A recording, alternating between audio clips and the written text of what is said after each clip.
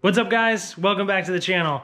So this is going to be the second video in my series on this Mini Cooper. If any of you have watched my previous video along with the series intro, you kind of know what's going on at this point. Our previous video was a buyer's guide, kind of going over the things that you need to look for before purchasing one of these vehicles.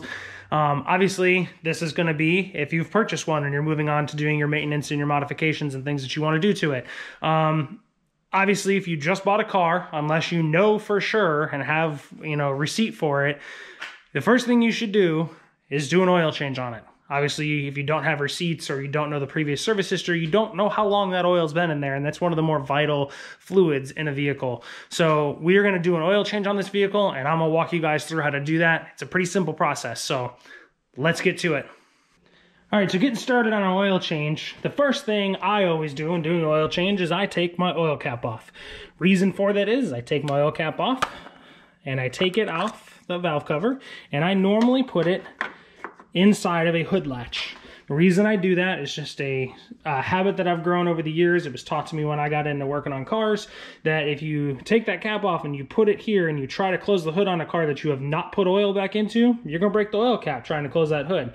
I'd rather pay for a $10, $15 oil cap than have to pay for a $10,000 engine.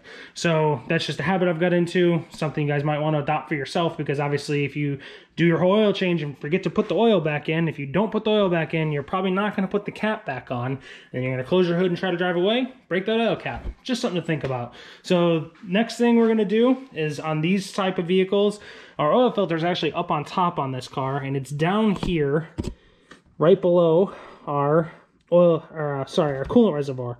So let me grab a flashlight for you so I can show you guys where that's at a little bit better. So that guy right there, see that little nut right there on top of that plastic housing? That is actually our oil filter housing. So on these vehicles, it's a little bit easier to take this coolant reservoir off. It has an 8mm bolt right here holding it down, and you can kind of pick the coolant reservoir up and move it up over here out of your way to get in here a little bit better.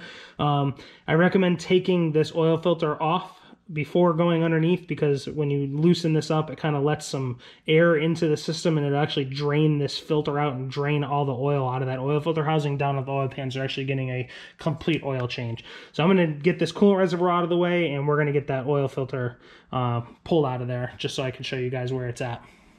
All right, so this is what I was talking about by moving this coolant reservoir out of the way. I took the little 8mm bolt out of it, set it off to the side, and I pulled this reservoir up and kind of have it stuck up on our front core support. That gets us a lot of access to our oil filter down there. Now, the nut that holds that, or that is on the top of that oil filter housing, is going to be a 27mm nut.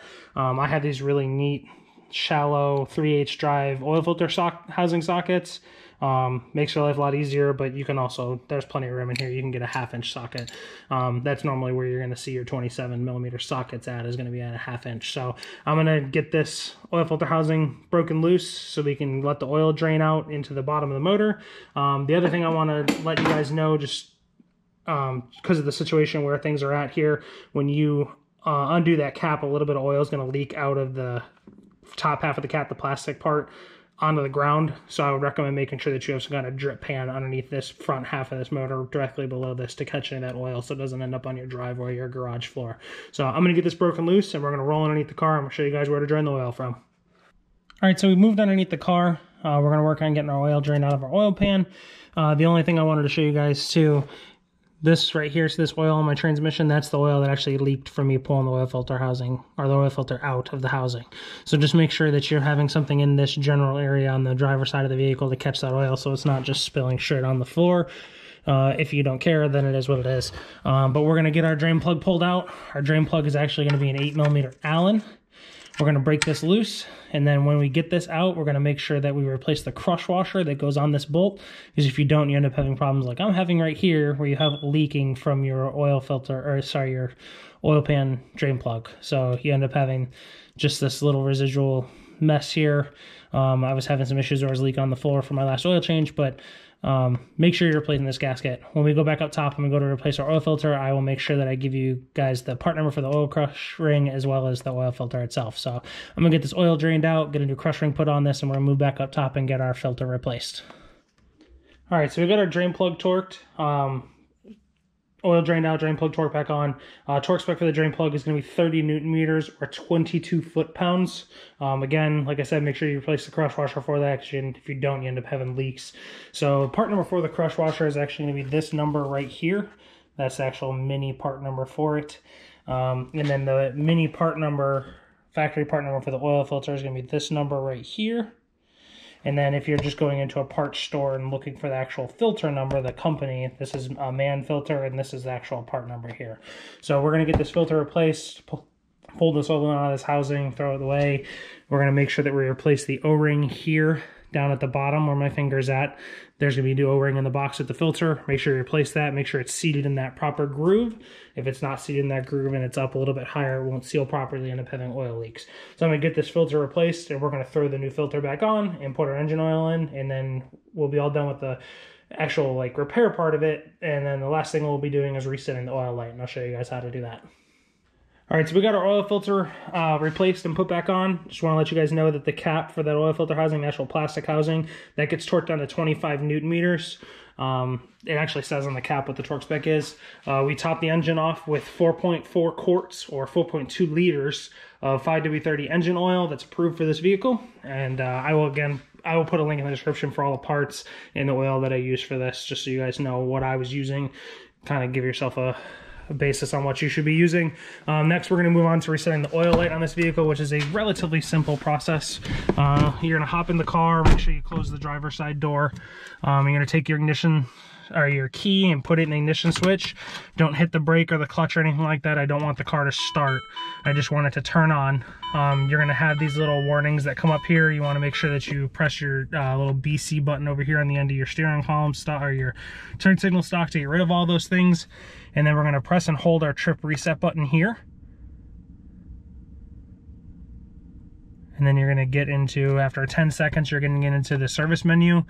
This is actually saying that I need rear brakes, but I don't. The pad sensor just wasn't replaced last time somebody had brakes. So you're going to actually scroll through this menu with the BC button on the end of your steering column, or your turn signal stock here, and it'll show you all the things that your car is due for service on. Obviously, mine is saying that it's not due for an oil change until 8 of 2023 or 13,000 miles from now, but I have done about 4,000 miles or so since I did the oil change last, so we're gonna just go ahead and do it right now. And we're gonna reset that. So once you're in here, you're gonna press and hold your trip reset button from here, and it's gonna, oh, sorry, not press and hold trip reset button. Again, get in there, didn't do it right. You're going to get to this menu again. Make sure you cycle through your BC button until you get to your oil, and then you're going to press and hold your BC button, and then it's going to pop up and give you the option to reset, and then you're going to hit the BC button again, press and hold it again for 3 seconds, and it's going to give you the little clock message, and then it should get you reset to 19,000 miles or 12 of 24.